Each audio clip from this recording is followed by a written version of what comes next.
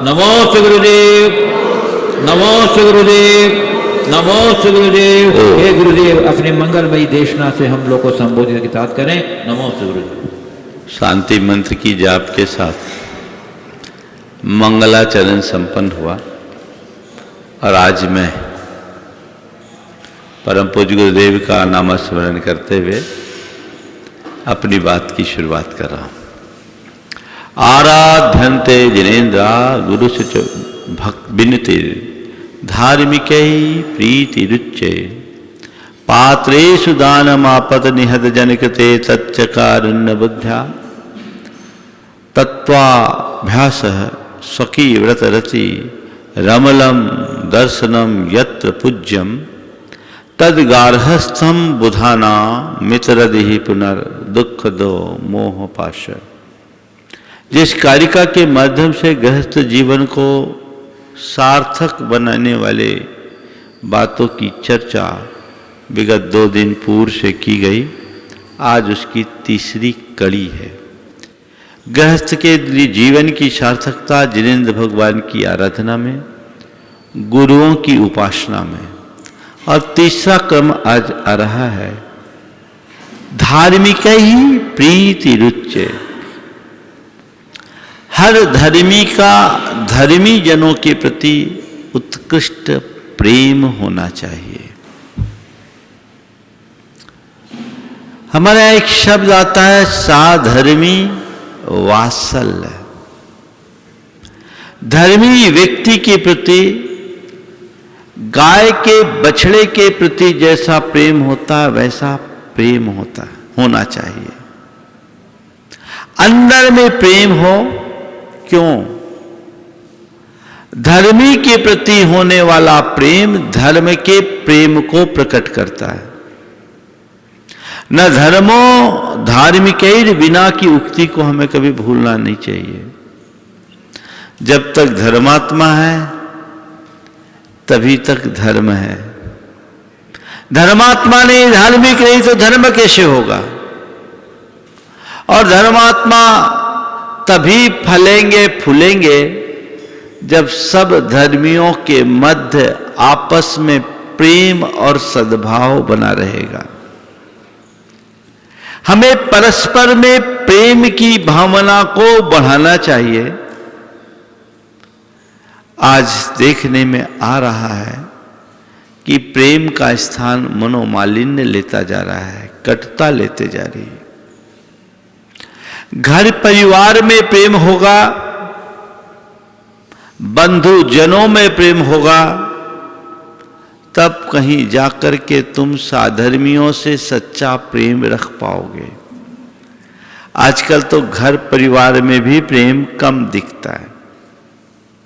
प्रेम को बढ़ाए रखने के लिए आज 4 सूत्र में दे रहा हूं जो परिवार और समाज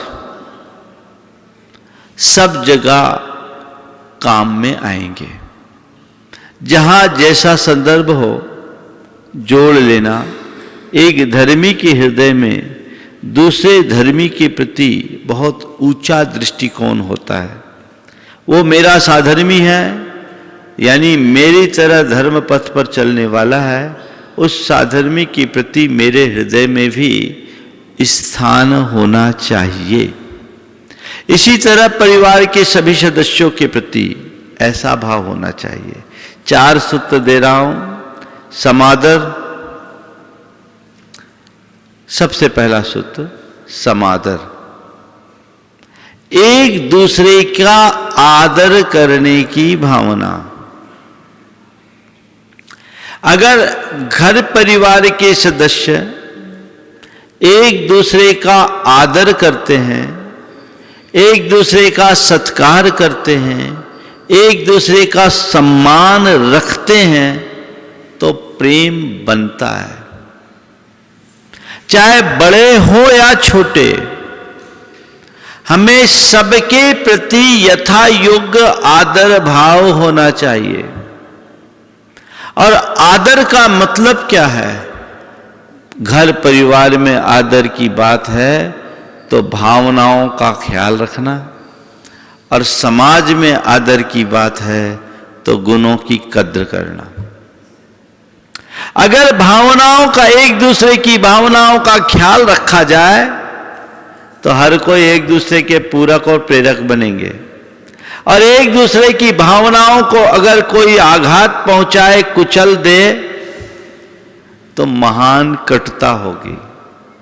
आप देखिए, आप अपने घर परिवार में एक दूसरे की भावनाओं के प्रति क्या दृष्टिकोण रखते हैं? हमें जो करना है सो करना है, इसका असर सामने वाले पर क्या पड़ता है यह आप नहीं देखेंगे। परिवार का प्रेम टूट जाएगा, खंडित होगा। आप केवल अपने ही स्वार्थ की बात करोगे, अपनी ही भावनाओं की पूर्ति की बात करोगे और सामने वाले की भावनाओं को नजरअंदाज कर दोगे, प्रेम कभी नहीं पनपेगा।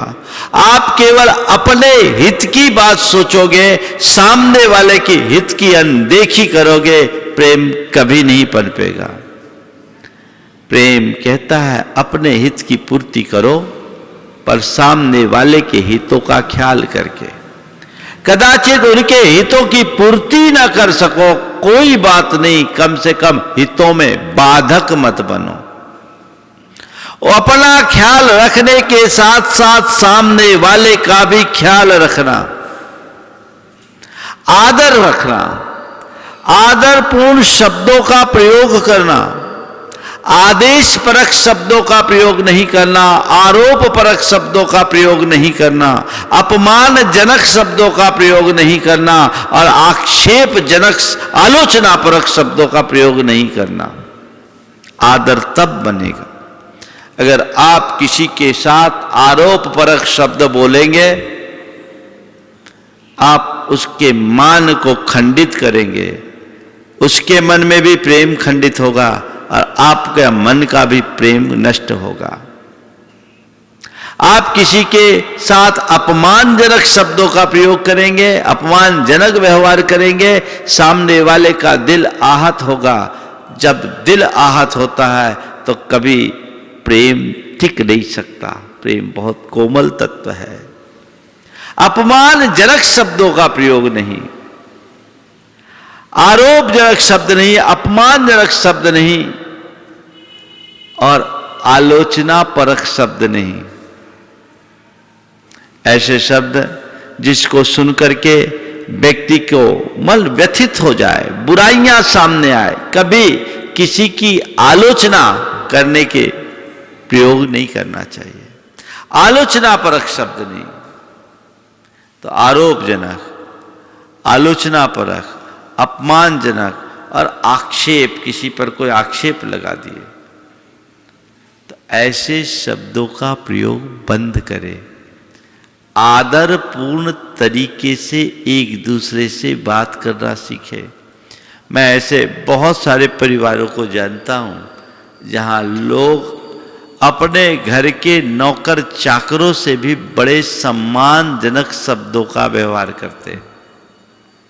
एक दूसरे का पूर्ण रिस्पेक्ट रखते हैं, पूर्ण आदर रखते हैं। बड़े छोटों का और छोटे बड़ों का सबका आदर रखते हैं तो वो प्रेम खिलता है। और जहां आदर न हो वहां प्रेम कभी नहीं पनपेगा। तो आज एक पहला पाठ आप अपने घर परिवार से रखें। हम एक दूसरे का आदर करना सीखें।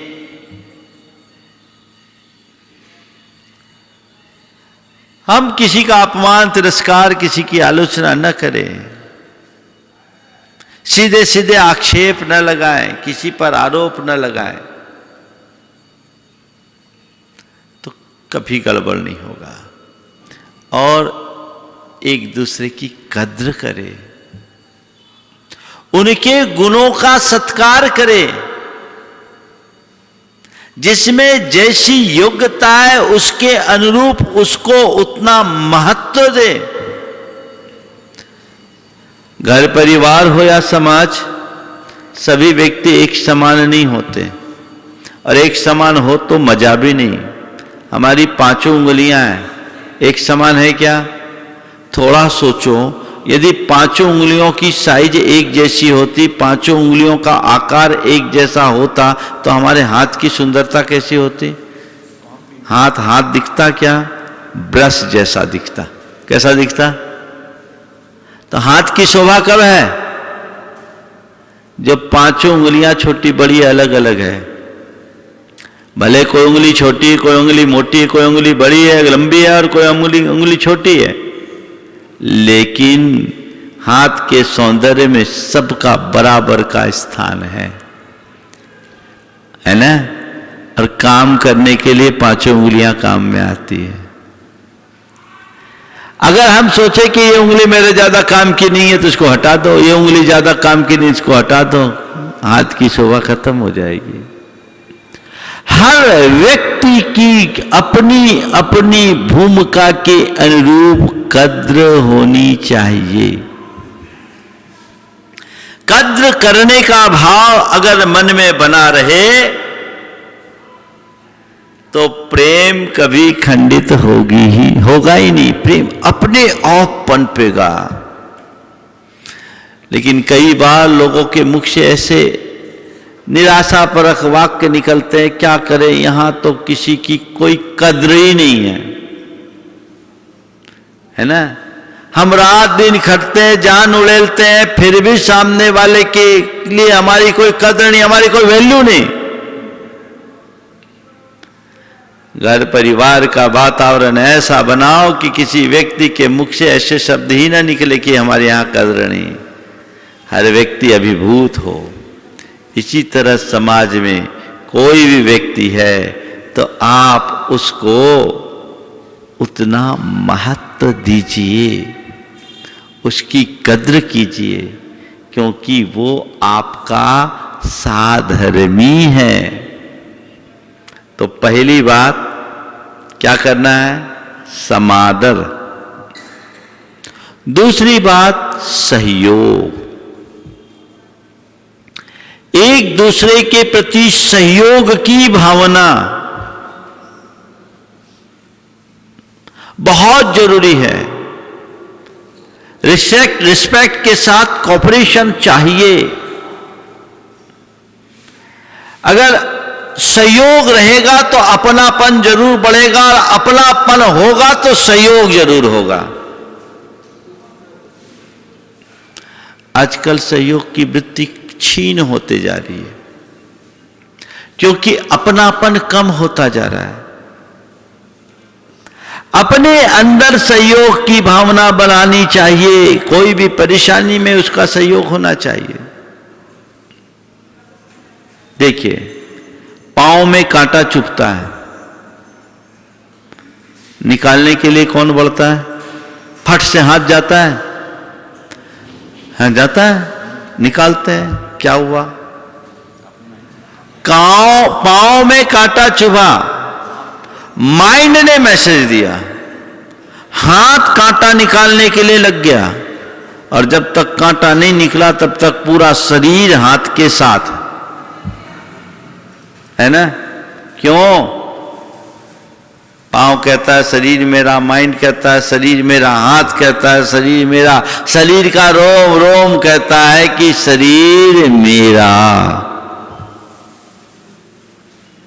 तो सहयोग के लिए हाथ बढ़ गया।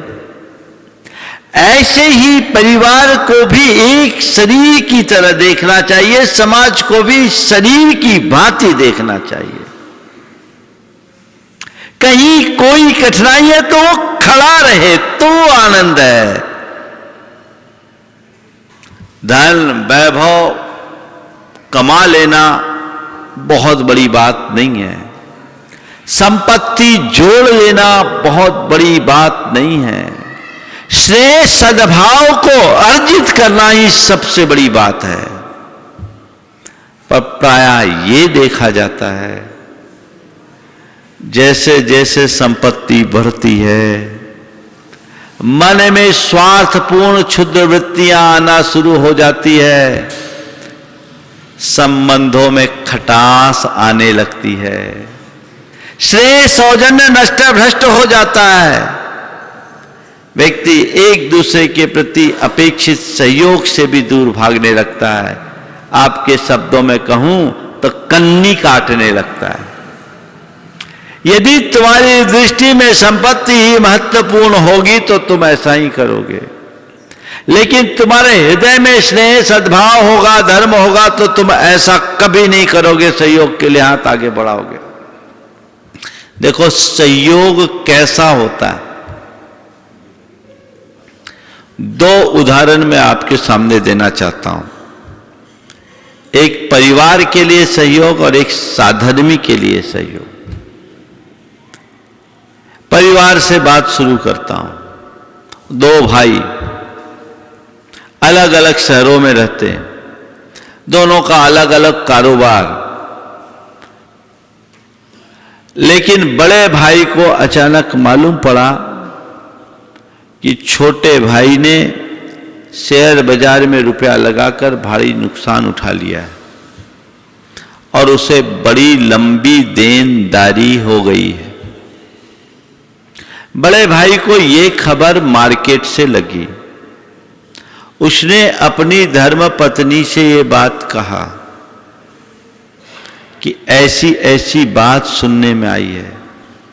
धर्म पत्नी ने तत्क्षण कहा कि ऐसे मौके पर हमें उनका पूर्ण सहयोग करना चाहिए। अपने पास पैसा किस काम का? आज हमारे पास पैसा है और आपका भाई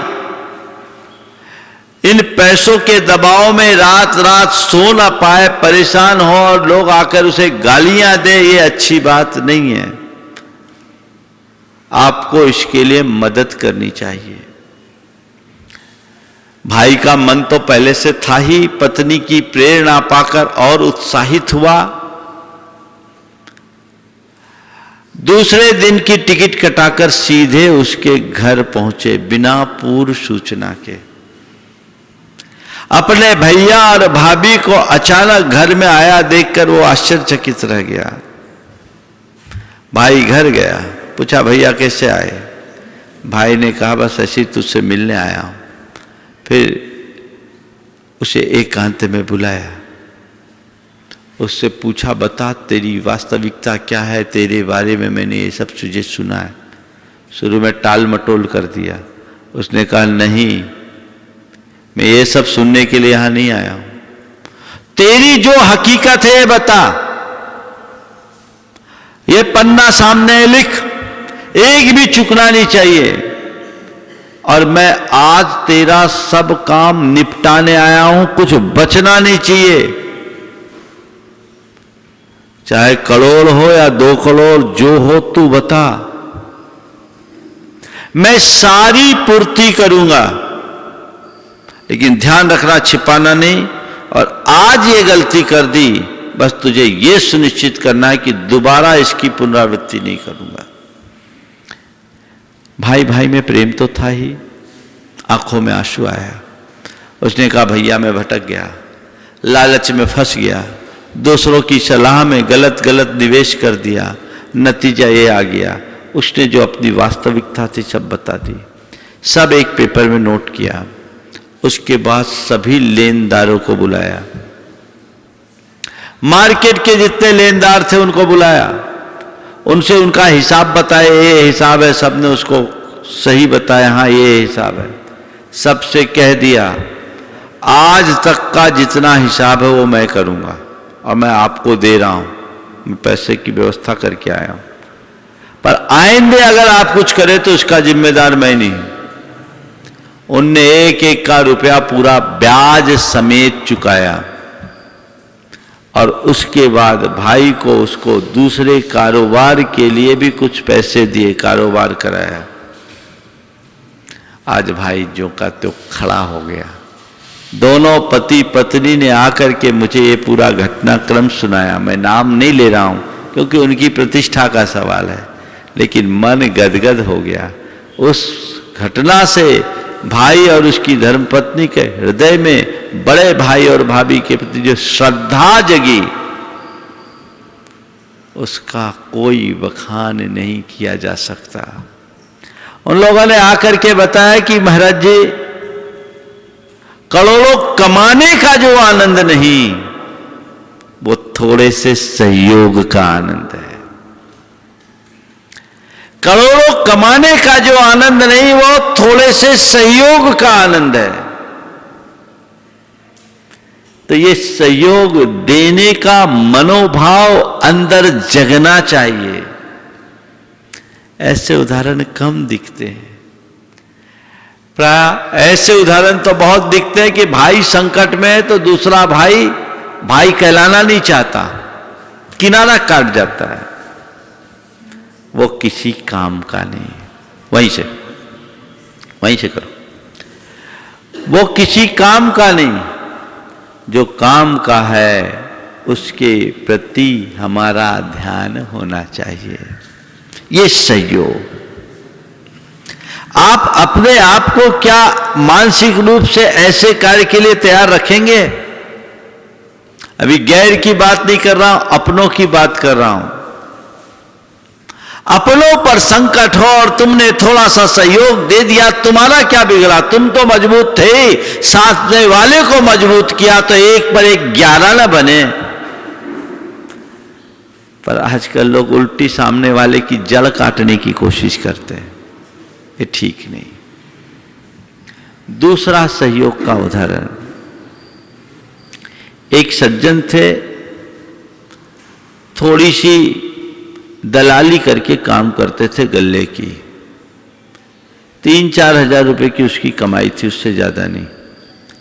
भगत जी महीने की 3-4 हजार। ये पुरानी बात बोल रहा हूं, लगभग 25 साल पुरानी बात। उनको कहते थे सब भगत जी। मंदिर में शास्त्र वाचना और बड़ी निष्प्रहता और संतोष के साथ जीवन जीना। उस व्यक्ति की बेटी थी।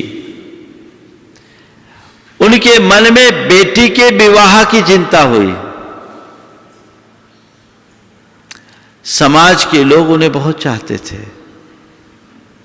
जब विवाह की बात आई तो समाज के मुखिया ने कहा, भगत जी आपकी बेटी केवल आपकी बेटी नहीं है, ये पूरी समाज की बेटी है, आपको चिंता करने की जरूरत नहीं है, उसका संबंध होगा। और उसके संबंध के लिए एक अच्छा लड़का हुआ, सब बढ़िया से संबंध हुआ। उस संबंध में उनके प्रति लोगों का ऐसा अनुराग कि हर घर से कुछ ना कुछ सामग्री गई। बड़े बड़े करोड़पतियों के बच्चों के विवाह के प्रति लोगों के मन में वैसा उत्साह नहीं था जैसा कि उनकी बेटी के प्रति।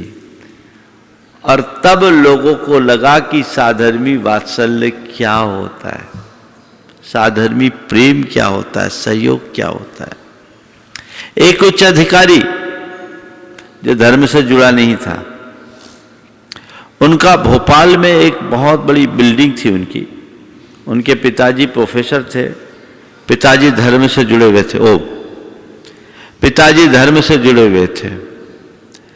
बेटा अधिकारी था, क्लास 1 अधिकारी था, प्रथम श्रेणी का अधिकारी था। भोपाल में जो उनका एक बड़ा मकान था वो किराए से देना चाहते थे, किराए से लग नहीं रहा था। वे अपने बेटे को लेकर भोपाल गए। जिस विभाग में वो मकान देना चाहते थे उसका अधिकारी जैन था। उसको दिखाया।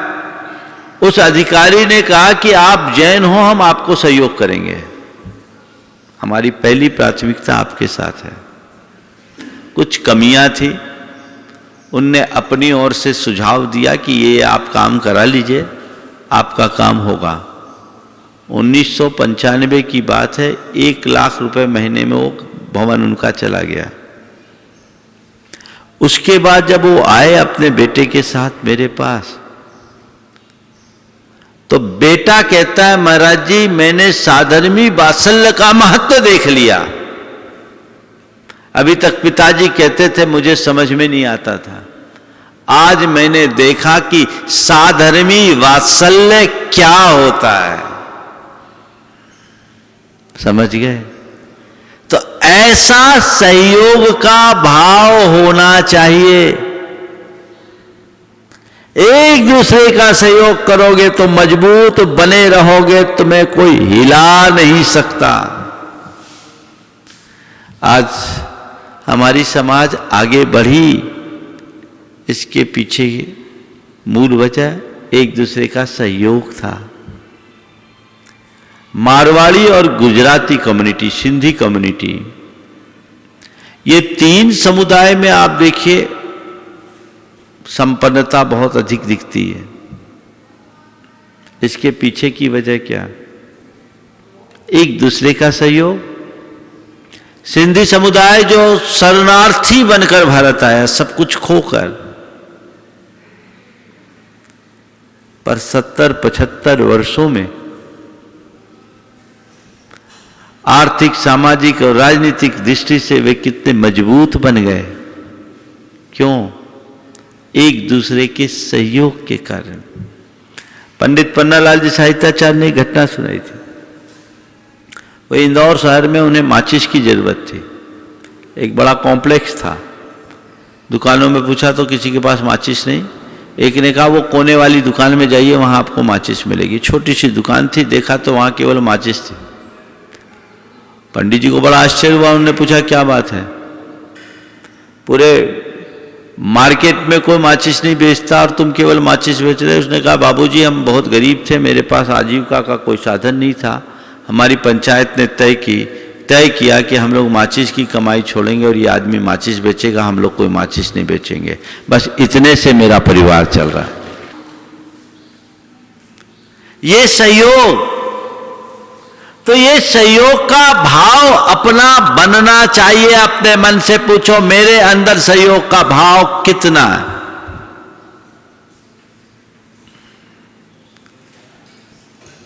जब मैं पश्चिम बंगाल में था, मुर्शिदाबाद डिस्ट्रिक्ट में था, सहयोग क्या होता और देखो उसका परिणाम क्या होता। वहां औरंगाबाद में मैं रुका।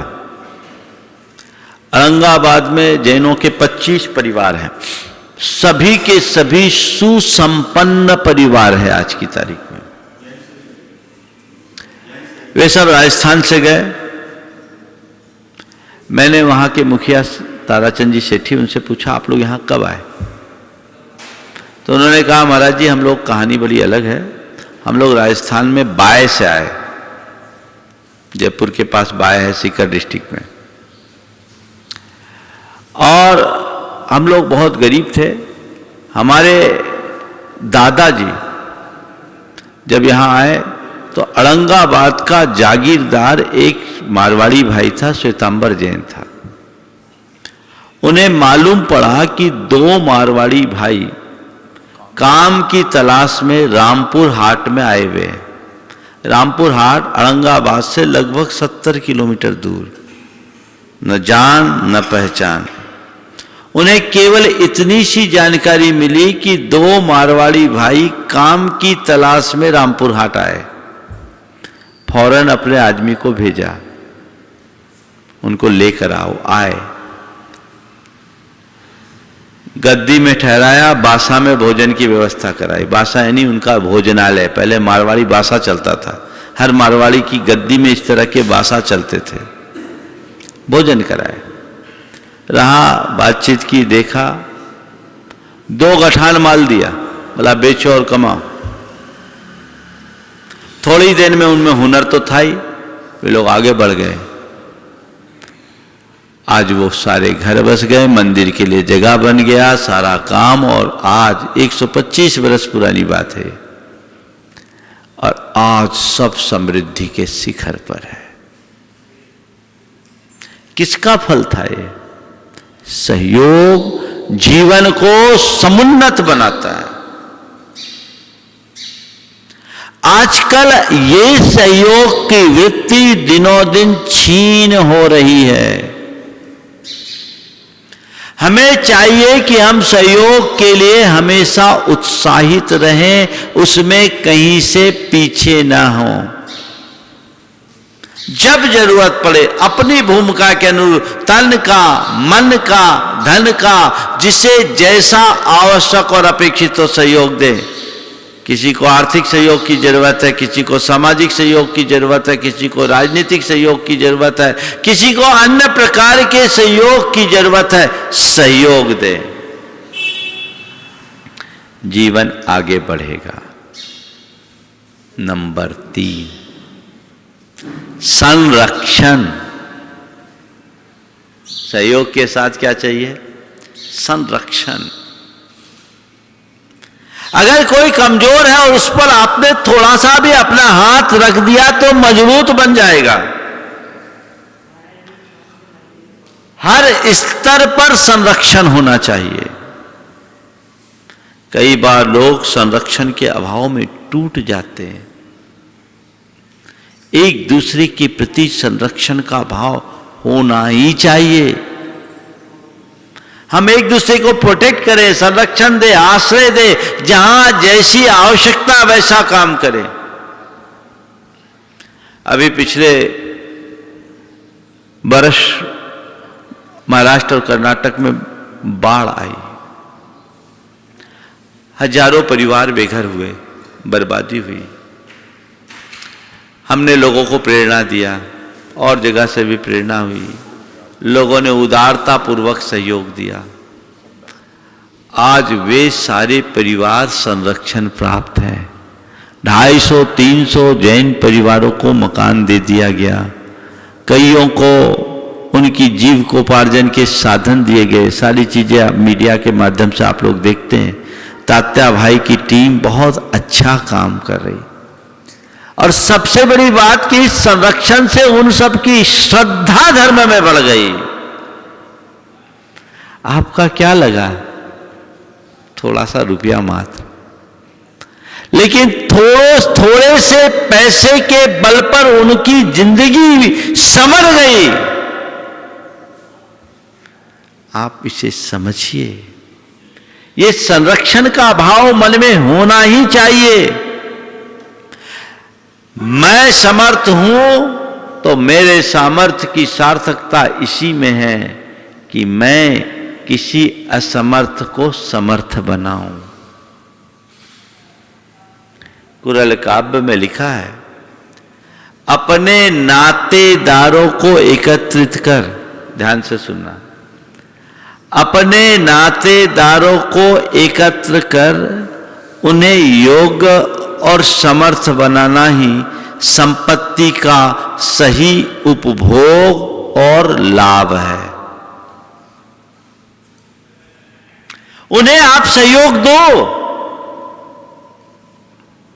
बना रहेगा, पड़ा रहेगा, एक दिन छोड़ करके चले जाओगे। और अगर तुम किसी को समर्थ होने पर सहयोग दो और कोई तुम्हें छोटा सा भी सहयोग दे तो जीवन पर्यंत ऋणी बने रहो।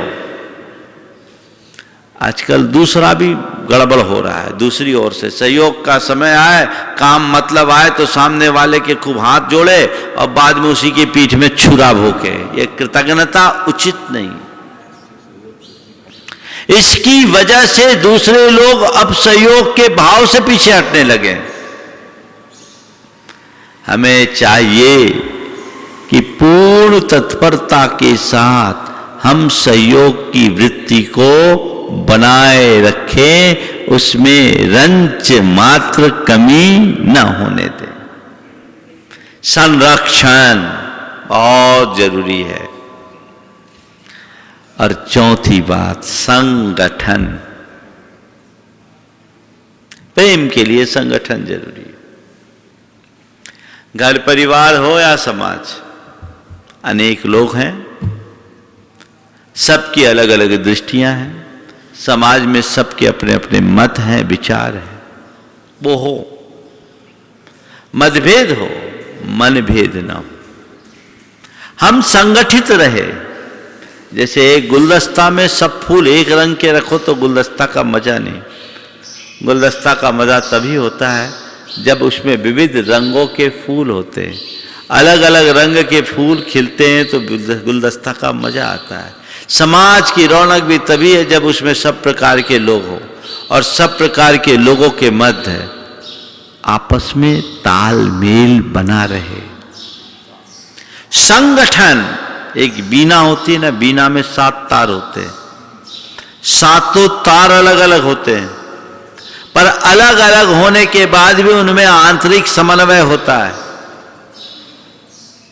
इसका परिणाम कि जब उन पर उंगली चलाए जाए तो 7 तार समवेत स्वर ओम, बैठो, उनको अपना काम करने दो, आप बैठो, ओम, वे अपना समवेत स्वर छोड़ते हैं, तब संगीत फूटता है। 7 तार अगर अलग अलग राग अलापे तो संगीत होगा कि सिरदर्द? तो संगठन है, समाज में संगठन का भाव होना चाहिए।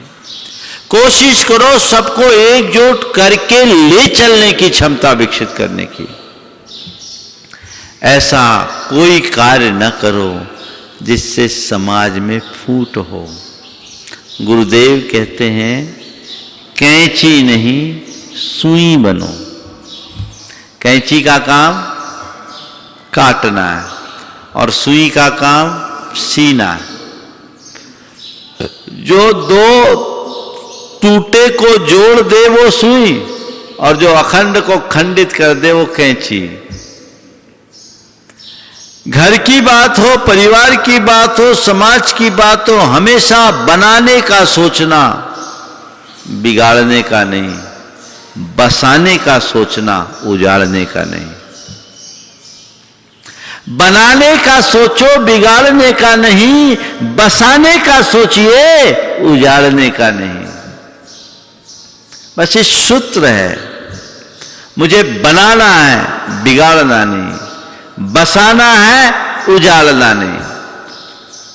कंस्ट्रक्टिव माइंड होना चाहिए, डिस्ट्रक्टिव नहीं। क्रिएटिव होना चाहिए, तो हम कुछ अच्छा कर पाएंगे। तो वो संगठन मजबूत बनाए रखने की महती आवश्यकता है। ऐसी मजबूती जीवन में बन जाए तो जीवन निहाल होगा।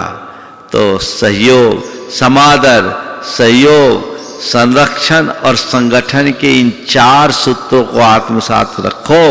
स्नेह और उदारता बनी रहेगी। आजकल देखने में ये आता है, बड़े बड़े लोगों के पीछे तो सब भागते हैं, छोटों को कोई नहीं पूछता। जबकि साधर्मी चाहे बड़ा हो या छोटा, साधर्मी केवल और केवल साधर्मी होता है। वहाँ बड़ा छोटे का भेद नहीं होता। तो हम उस दृष्टि को अपनाएं। आपने सेठ सुगंधास जी का नाम सुना होगा। सेठ सुगंधास जी दिल्ली के एक बहुत बड़े श्रेष्ठी थे। हस्तिनापुर का मंदिर उन्हीं के द्वारा बनाया हुआ था। राजा हरजस राय जी के पुत्र थे जिन्होंने धर्मपुरा दिल्ली का मंदिर बनाया और समाज को सौंपा। सेठ सुगंधास जी के यहाँ कोई खुशी का मौका आया, उनने पूरे गांव में मिठाइयाँ बांटी, सभी साधर्मियों के यहाँ मिठाइयाँ भेजी। जब उनके सेवक उनके पास आए, उन्होंने पूछा कि वो सब जगह हो गया? बोले हाँ हो गया। कोई बचा तो नहीं? बोले बस एक वंचित रह गया। बोले कौन? बोला वो चना बेचता है, अपना साधर्मी है। हाँ साधर्मी है। क्या हुआ, तुम लोग गए नहीं? बोले गए तो थे पर लेने से इनकार कर दिया। लेने से इनकार कर दिया? क्यों? बोला मेरा सेठ साहब का कोई व्यवहार नहीं, मैंने उनको आज तक दिया नहीं, तो मैं ले कैसे सकता हूं? अच्छा ये बात है। बग्घी तैयार करो। मिठाइयों की टोकने उनने बग्घी में रखवाई, सीधे उसके दुकान की ओर बढ़े। दुकान से कुछ पहले ही वे अपनी बग्घी से उतर गए और उसके दुकान में जाकर एक मुट्ठी चना उठाकर फांक गए। अब उस दुकानदार के तो पांव तले जमीन खिसक गई। वो किंग कर्तव्य विमूढ़ सा बन गया। उसे कुछ समझ में नहीं आया कि ये क्या हो रहा है। इतने बड़े सेठ अचानक उसके दुकान में आ गए, चना फाके और कह रहे पानी पिला। अब पानी कैसे पिलाए? सुराही भी टूटी सी थी, वो पसों पेश में पड़ गया। उसकी उस असमंजसता को देखकर सेठ जी खुद आगे बढ़े और सुराही झुकाकर ओक से अंजलि बनाकर पानी पी लिया। पानी पीने के बाद उनका इशारा पाते ही नौकरों ने मिठाइयों की टोकनियां सामने कर दी। सेठ जी ने हाथ जोड़ करके कहा, भाई साहब मेरी छोटी सी भेंट है, स्वीकार कीजिए। भाई साहब मेरी छोटी सी भेंट है, स्वीकार कीजिए। वो एकदम कहा, सेठ साहब मैं आपसे ये सब कैसे ले सकता, मैंने आज तक आपको कुछ दिया नहीं, मेरा आपका व्यवहार कहाँ, मेरी आपके आगे औकात कहाँ, जब मैंने आपको कुछ दिया नहीं तो ले कैसे सकता हूं। कहा, किसने कहा नहीं दिया, मैंने अभी अभी तुम्हारा खाया है और अब पिया भी है, इसलिए तुम भी ले सकते हो। इतना कहा से वो सेठ जी के चरणों में गिरने लगा। कहा, नहीं, तुम्हारा स्थान चरण में नहीं, मेरे हृदय में है, तुम मेरे साधर्मी हो। उनने गले से लगा लिया। ये है साधर्मी वात्सल्य, ये है सच्चे धर्मात्मा का आदर्श। धार्मिक क्रियाएं करना और धर्मात्मा होना, उनमें बहुत अंतर है। जिनके हृदय में धर्म होगा वो यही करेगा, और जिनके हृदय में धर्म की जगह धन संपत्ति और बाहरी वैभव होंगे, उनके लिए सब चीजें बेमानी होगी। अंतरंग से मजबूत बनकर के काम करना चाहिए, ये हमारे जीवन का आदर्श है। ऐसे आदर्श को हम आत्मसात करके अपने जीवन को बेहतर बनाने का प्रयत्न करेंगे तो हमारा जीवन सार्थक और सफल हो सकेगा। आज अधिक विस्तार न करके मैं यहीं पर मंगल भावना की 4 पंक्तियों के साथ विराम लूंगा। आप सब निरंतर इन बातों को आत्मसात करने की कोशिश करें। भावना ये भाए कि मुझे मेरे पुण्योदय से जिनकुल मिल गया, श्रावक पर्याय मिल गई, धर्म के संस्कार मिल गए, मैं इसे सार्थक बनाऊं, व्यर्थ ना करूं। जीवन के मर्म को जाने, एक दिन कहानी खत्म हो जाएगी, कब किसके 100 बरस पूरे हो जाए कौन जानता है। इससे पहले कि वे सब समाप्त हो, हम अपनी दिशा तय कर ले। हमें अर्थ को नहीं परमार्थ को महत्व देना है, ये अपने जीवन का मूल साध्य बना लें, तो फिर हमें कभी कुछ सोचने की स्थिति नहीं बनेगी। मंगल भावना की 4 पंक्तियों के साथ विराम लूंगा। मंगल मंगल होए जगत में सब मंगलमय हो,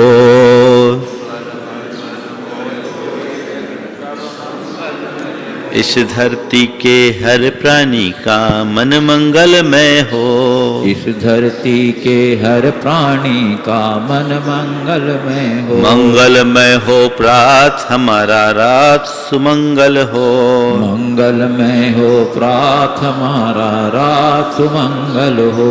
जीवन के हर पल हर क्षण की बात सुमंगल हो, जीवन के हर पल हर क्षण की बात मंगल हो। घर घर में मंगल छा जावे, जन जन मंगल हो, घर घर में मंगल छा जावे, जन जन मंगल हो। इस धरती का कण कण पावन ओ मंगलमय हो, इस धरती का कण कण पावन ओ मंगलमय हो। मंगल मंगल होए जगत में सब मंगलमय हो, मंगल मंगल होए जगत में सब मंगलमय हो। इस धरती के हर प्राणी का मन मंगलमय हो, इस धरती के हर प्राणी का मन मंगलमय हो।